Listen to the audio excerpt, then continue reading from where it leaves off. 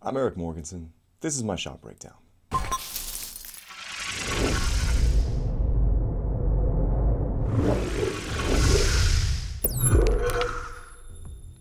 In this video, I'm going to talk about taking separate pieces of reference and using them to not just tie different actions together, but to tie different ideas together.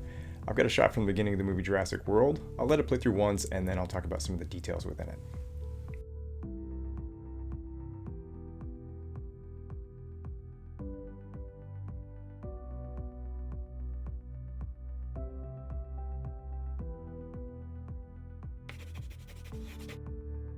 First thing I want to do when I have a shot turned over to me is find out what's the point of the shot, what's its purpose in the story.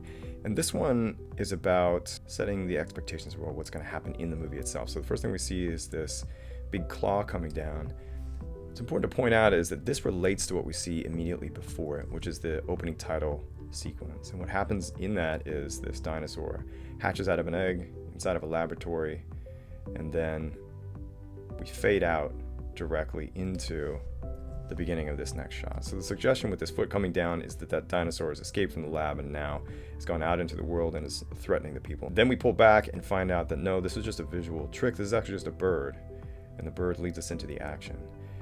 The bird has a couple of different purposes. One is to have this visual trick that defies our expectations about what we're seeing, and then the other is to tell a story about what actually happened with dinosaurs in that they evolved into birds. So it's kind of a clever joke, and it suggests some of the themes in the Jurassic Park movie, like the idea of don't mess with Mother Nature or it's gonna mess with you. So this point of this scene is telling us some different things. It's telling us that what you're gonna see in this movie is some threatening stuff that's scary. You're gonna have some surprises, and there's gonna be some clever jokes, and this sequence gives us all that stuff. So there are a few components of this that are absolutely necessary to happen in a specific way. And the first one is this foot coming down. It's got to be close to the camera because it needs to look big. It needs to look like that dinosaur claw that we saw before, and maybe suggest that that dinosaur is grown up now and is bigger and more threatening. Then we do this pull back, this trucking back of the camera. That's important too because we have to have this reveal of the bird happen for that joke to work. And then we need to see this bird recede into the background to pull and motivate the camera to look at the introduction of these characters that we're going to see next. So those things have to happen. They have to happen in a specific way. The one thing here that does not need to happen in a specific way is this part where the bird starts moving. And the question was, well, what is the bird supposed to be doing here? The answer was, well, we don't know exactly. It doesn't really matter. It just has to feel like a realistic bird. So this is where a lot of my focus is going to go in determining how am I going to make this happen? What kind of behavior do I want to do here to make it look like it's a realistic bird, but it's not doing anything necessarily specific that's going to distract from the other stuff that's going on in the storytelling. So let's take a look at the reference I found to make that happen.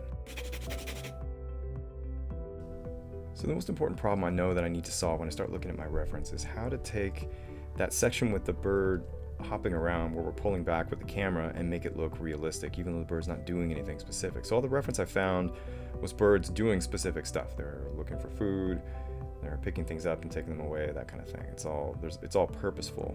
But it seemed to me that if I just did this kind of an action and made it feel like the birds were, or this particular bird was just looking at something of interest, we don't really see what that other thing is, but if it's just behaving like this, then that should be enough to sell when I need to. So I went in and looked at these kind of weight shifts like this, how the head moved, the timing of that, the weight shift of the body moving while the head stayed still, the timing of feet pushing off, the shape of the feet when they push off, because I knew that all this stuff was going to be directly in front of the camera, so I needed some details there. And then just generally the weight of how the body fell as a recovery after the foot contacts happened, that sort of thing, because this is going to be right in camera, and I want this to feel like it has the right amount of weight to it, not too much and not too little. So I knew I needed all this stuff. So I went through and studied all of that, and then I found reference for other specific things too, like that foot coming in. I've got this reference of a cassowary, and you can see how the toes splay out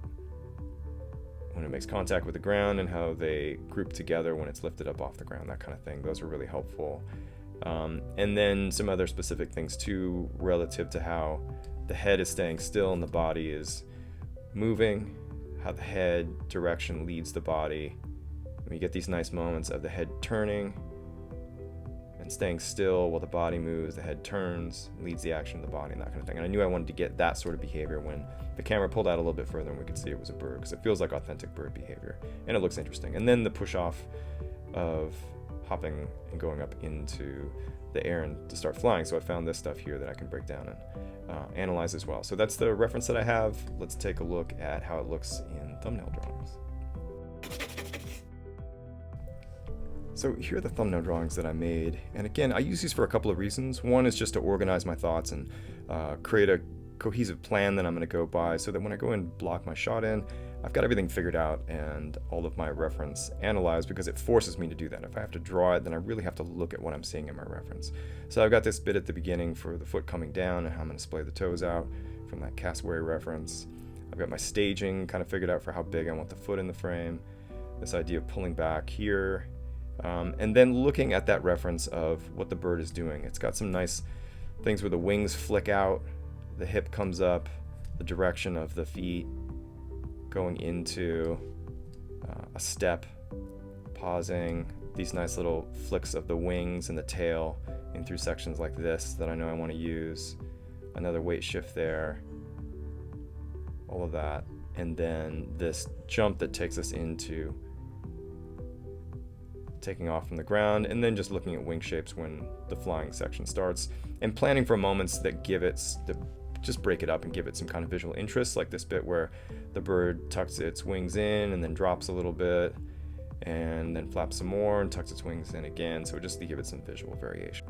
One more thing I'll point out about my thumbnails is I often draw them from a different angle that I'm going to see them staged to the final rendered camera, and the reason I do that is because I want to see all the parts of the birds clearly, in this case, that I'm going to need to actually pose, and when it's staged to camera I'm missing some stuff. So these drawings are usually just for my own information. It's very rare that I ever show them to anybody else, but I want to be able to see as much information as I possibly can when I go in to block my character. So within the context of this shot, this director was trying to get across a set of ideas to the audience in kind of a subtle way, and it required me to be very specific about how I staged the character to the camera at any given moment. So the challenging thing about this shot was finding a way to make that bulk of the action in the middle of the shot feel purposeful and deliberate, even though what I'm really trying to do is just to get the character from one place to another. So in a case like this, planning is particularly crucial. That's my shot breakdown. Thanks for watching.